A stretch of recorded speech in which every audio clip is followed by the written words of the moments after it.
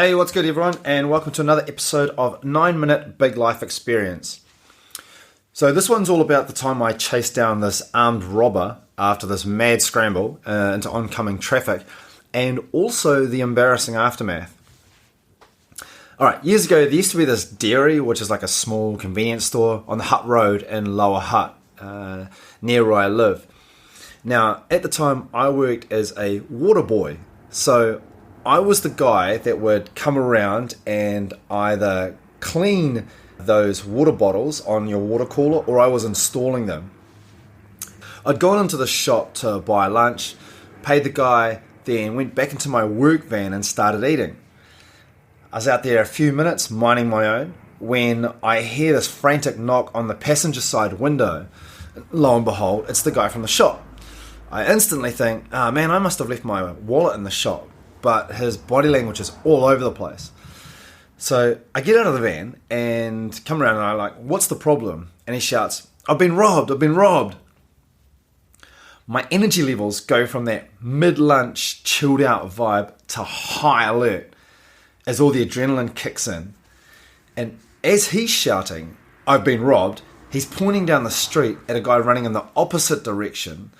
And I point at the same guy and half speak, half shout, who? That guy. To which our mate half shouts back, yeah, that's him. All right. Kapow.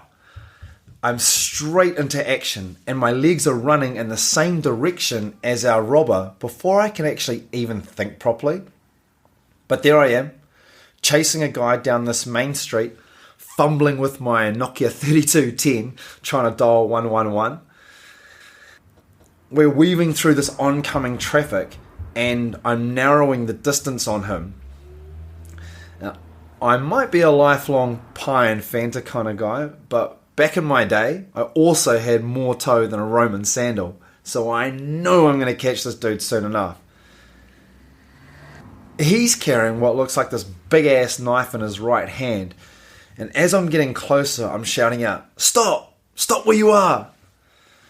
Which, if you've seen any movie ever made, never makes the robber stop what they're doing.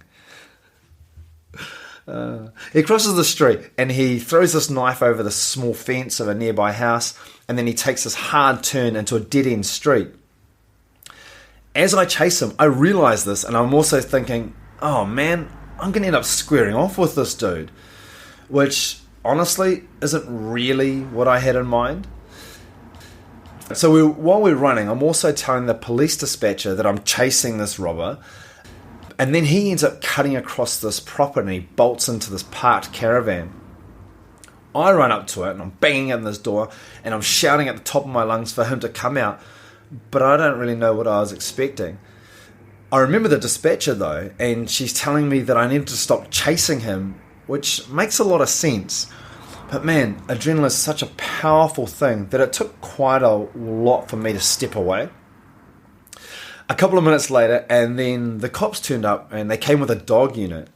And so they organised themselves, and then they start shouting at our guy to come out, which he does, before lying on the ground.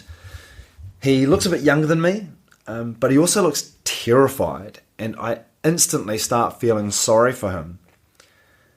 I feel even sorrier though, as the police dog is literally centimetres from this guy's face and all up in his business with its sharp ass teeth and bad intentions.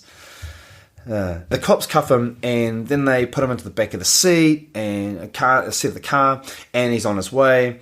I get asked by one of the officers to come down to the station for a report. Sweet as, I'll drive over there now.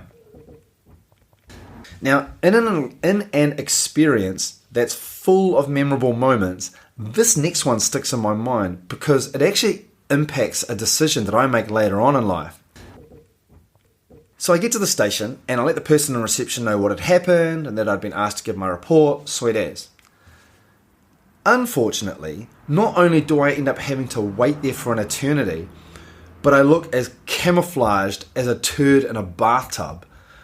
Because I've got my bright blue company branded shirt on. And then sure enough, the guy's family turns up. And they're extremely upset and they want to know what the hell's going on. I'm sitting there fuming that because the cops hadn't already taken my report, I'm having to sit there and wait in the reception area with the family of the guy that I just chased down. You know, it doesn't take a stretch of the imagination for them to have spoken to him or heard that their man got chased down by a guy in this bright blue t-shirt, and lo and behold, that same guy sitting in the reception area. I remember feeling super exposed at that time and just this inner rage at the cops that I was being put in that situation.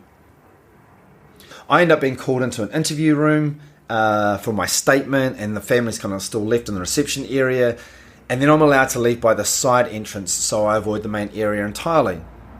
Civic duty done, deep breaths, and I can continue on with life. Right? Wrong.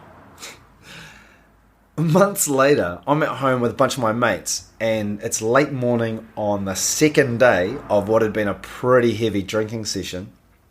And anyway, one of my mates turns up, and he walks in without knocking, which everyone does at my house, followed closely by a lady in a police uniform. Now, if you knew my mate, you would know that he's had a pretty strong history with narcotics and strippers. And so the idea of him walking in with an actual cop is a complete non-starter. So this cop, in quote marks, asks who Eddie Rakanui is. And I say it's me, thinking, right, she must be a stripper. It's unusual that he'd bring one, but like I said, my mate used to operate in those circles. So she walks over to me, and because she's coming hot on the heels of this guy, I'm adamant she's a stripper, and so I ask her if she is. She politely tells me no. I assure her that she is, thinking there's no way my mate, with his background, has walked in here with a cop after we've just had this massive night out.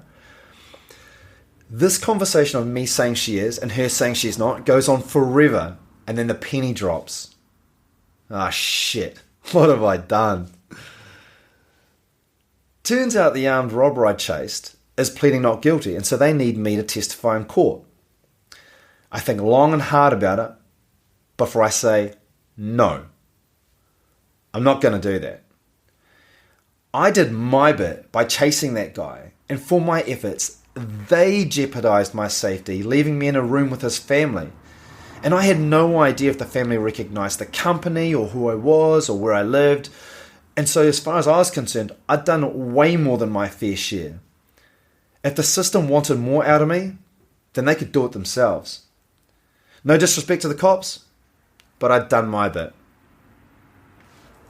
Awesome. So that's the end of this episode. Once again, glad you joined me. Hope, if you know people who might enjoy these, please do share them and click follow. You can also join me on Instagram for more cool stuff at big_life_mindset. That's Big Life Mindset. And looking forward to sharing more stories with you. All right. Peace out.